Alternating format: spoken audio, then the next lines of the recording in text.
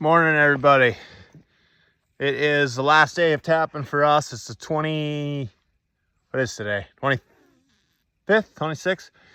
We're gonna finish up today. We got like 700 or 800 to go. Yeah, it's 3 degrees out, so that's nice. And we'll see what happens. Get this show on the road here.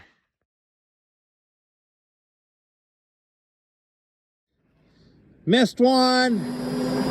All right, firing this baby up, start fixing some leaks. 10 horsepower liquid ring. Let's go. Always make sure the valves are closed. This one was wide open. Oops. Oh, this is bear bite like 22 so far. I don't like bears.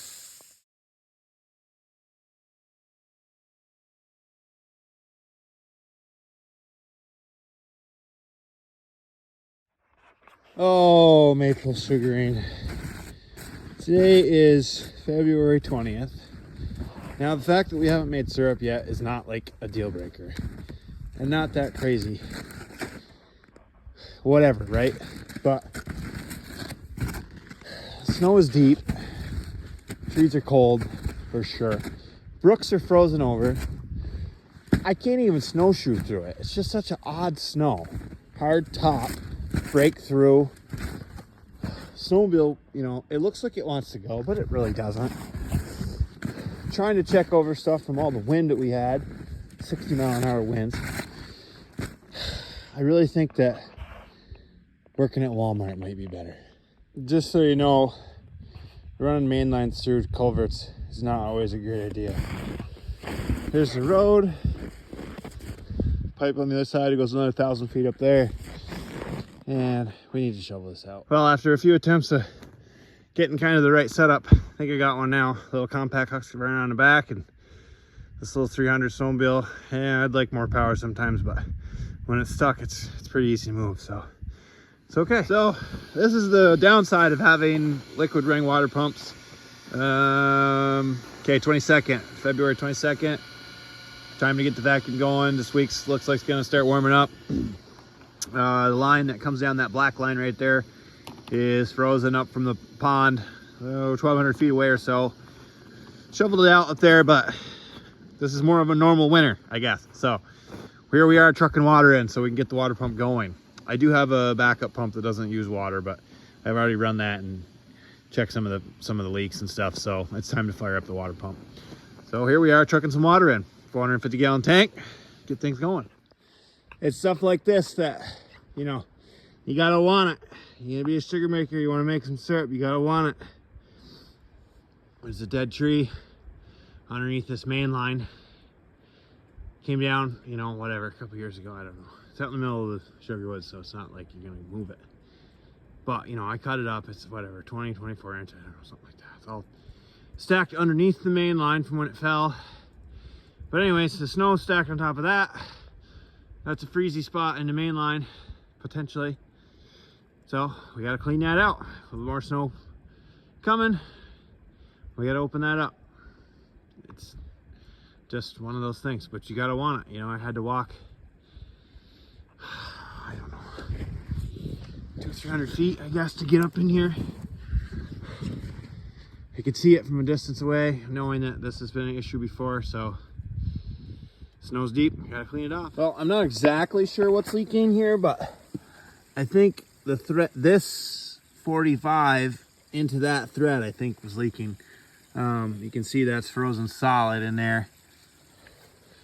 This pump station.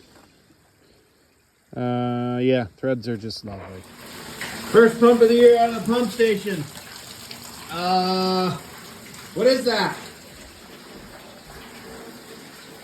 That's dirt. We're making dark already. Oh, it's lighting up. You can see that leak from space. Another decent sized leak found.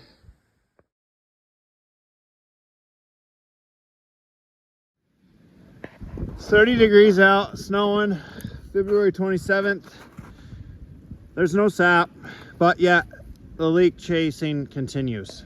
Never ending. Now, obviously you wouldn't know it because it's buried in snow, but right? See that little ledge of snow right there? There's a chunk of ledge right there. Wet dry system going over it. That I usually have to step up about 3 feet to get over. I ought to have a rope or a ladder here, but I guess I'm not smart enough to put one in. And here, let me get up over it, walk up over it like nothing. Snowshoes on.